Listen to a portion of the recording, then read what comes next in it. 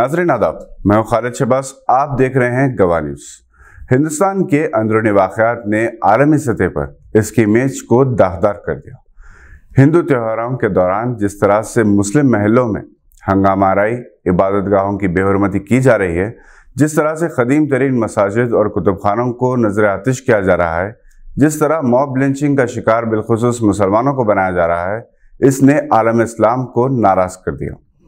अगरचे कि हिंदुस्तान ने ओआईसी के रद्द-ए-अमल पर तनकीद की है और इसे अपने मुल्क का अंदरूनी मामला करार दिया, मुबस्सिरीन का कहना है कि जब ऑस्ट्रेलिया में हिंदू इबादतगाहों पर हमले होते हैं तब हिंदुस्तान एहतजाज करता है और सिफारती सतह पर इक़दाम किए जाते हैं। अगर हिंदुस्तान में मुसलमानों पर मजालिम और मसाजिद पर हमलों के वाक़यात पर आलम इस्लाम नाराज़गी ज़ाहिर करता है तो इस पर तनकीद क्यों? हिंदुस्तान के अरब ममालिक से बेहतर ताल्लुकात हैं, मगर वक्तन फ़ौक्तन जिस तरह से मजहब दिलाजारी के वाक़यात पेश आ रहे हैं, इससे उन रिश्तों में फ़र्क पैदा हो सकता है।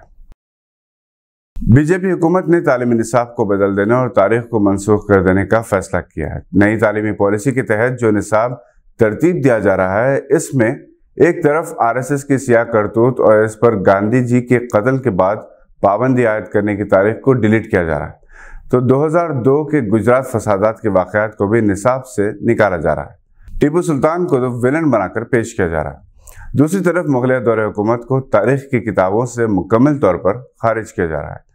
वाजपेयी दौरे हुकूमत में मुरली मनोहर जोशी ने ऐसी हिमाकतें की थी और अब मोदी दौरे हुकूमत में भी ऐसी हिमाकतें की जा रही हैं। रवीश कुमार ने क्या खूब कहा है कि गूगल के दौर में मुगलों के कारनामों को सिलेबस से निकाल देने से तारीख बदल नहीं जाती। मुगलिया तारीख ही ना हो तो फिर ताजमहल कहाँ जाए? वैसे भी बास तंग नज़र सो कॉल्ड हिस्टोरियंस ताजमहल को हिंदू राजा का महल साबित करने के लिए 70 बरस से एरिया रगड़ रहे हैं। मौजूदा हालात के पेश नज़र यह हमारी जिम्मेदारी है कि हम अपनी नई नस्ल को सच्ची तारीख से वाकिफ करवाएं। इनके स्कूल्स में वही पढ़ाया जाएगा जो हुकूमत का मंजूर है। एक बीजेपी ही नहीं, कांग्रेस जैसी खुद साख्ता सेकुलर जमात ने भी आहिस्ता आहिस्ता अपनी पॉलिसी बदल दी है। इसने भी अपने इश्तिहारात में मौलाना आज़ाद की तस्वीर को शामिल नहीं किया। हालिया अरसे से न सिर्फ मौलाना आज़ाद बल्कि सरहदी गांधी, खान अब्दुल गफ्फार खान के अलावा अली बिरादरान, मोहम्मद अली जौहर और शौकत अली जौहर की तस्वीर भी कांग्रेस के इश्तिहारात में शामिल हुआ करती थी।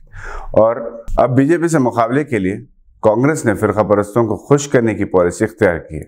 कांग्रेस को अब भी बीजेपी के मुकाबले में किसी कदर सेक्युलर समझा जाता है, ताहम इसके अपने बास कायदीन पार्टी का बेड़ा गर्क करने के तरफे हैं।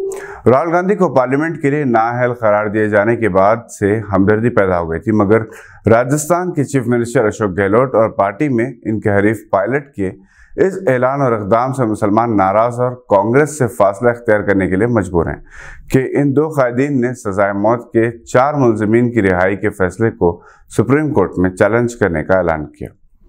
यहाँ ये बात काबिल जिक्र है कि मिस्टर नरेंद्र मोदी की मकबूलियत और अवामी हमदर्दी की लहर के लिए भी कांग्रेस ही के बाज़ कायदीन जिम्मेदार हैं।